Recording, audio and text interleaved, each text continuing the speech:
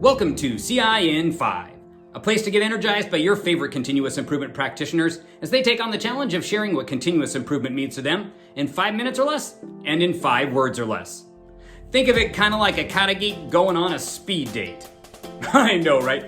This is gonna be good. Let's do this. Tajuana, Ryder, welcome to CI in 5. Thanks for being here today. Thank you for the invitation to join you.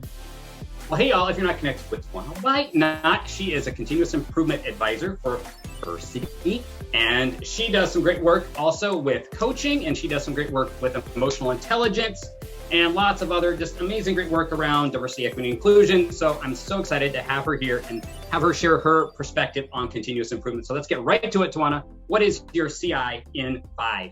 Collaborative exploration towards shared goals. My CI in 5 words, when we start problem solving, we need to look at who are all the players involved and what the outcome needs to be for all the players involved to ensure that we hear that everyone's voice is resonated in the problem solving process, and that you can identify that in the solution. Tell me a little more about that. Do you have like a story or an experience that kind of encapsulates why that is your continuous improvement in 5? I do.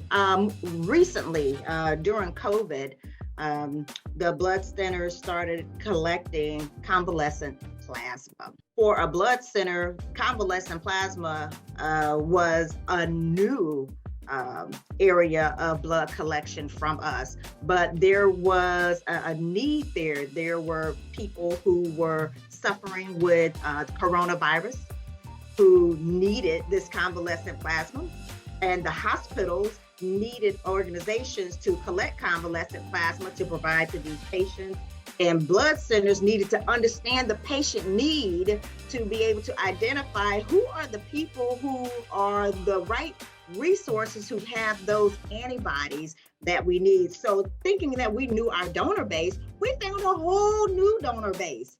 So you're meeting the needs of people who want to serve through their giving of convalescent plasma, and then our team, who is the collection of convalescent plasma, and then the hospital, who is the transfuser of convalescent plasma, all for the patient who is the person suffering from coronavirus. So in that was a whole new process when you think about a value stream of how to be effective in that space. There were a lot of players in there.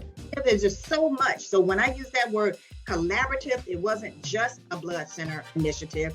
It wasn't just a hospital initiative.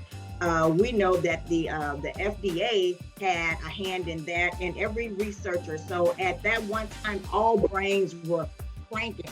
Kind of feeling you on this whole idea of collaborative exploration through helping people who are suffering with coronavirus. What a beautiful example there.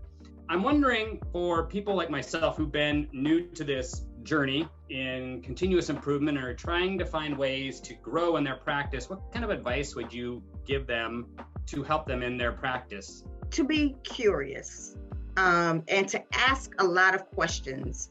Ask a lot of questions of the people who are requesting your support if you are the CI leader.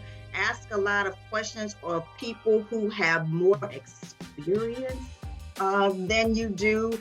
For example, whenever I have a continuous improvement workshop, I always offer a moment for someone to offer up their expertise in the room. So even though I am facilitating and teaching, there's still someone out there who has a different experience from me, so I can learn as I teach and train. I'm thinking of people who've been practicing continuous improvement for years, are just stuck. They've lost that spark. What kind of advice or encouragement would you get them to kind of get that spark back up again?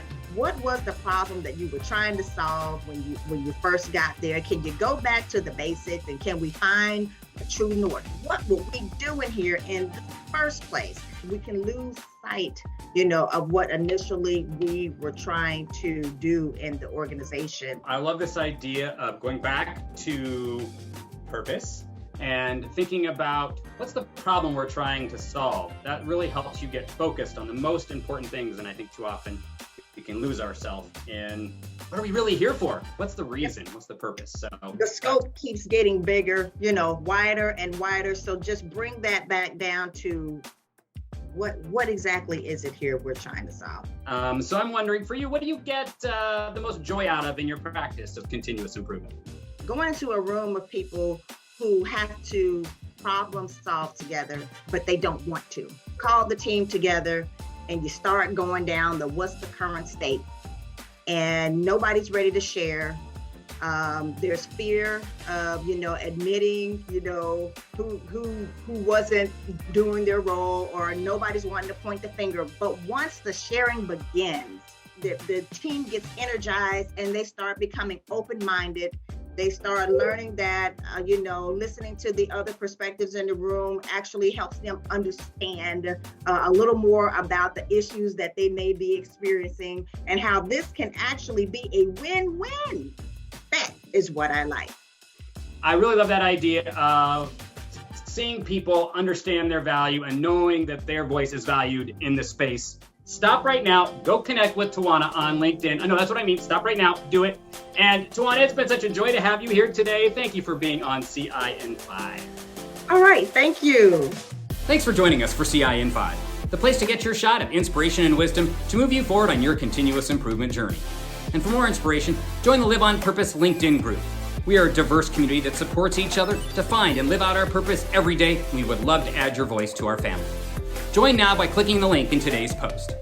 Until next time, when we invite another one of your favorite lean thinkers to share their CI in 5, stay calm and Kaizen.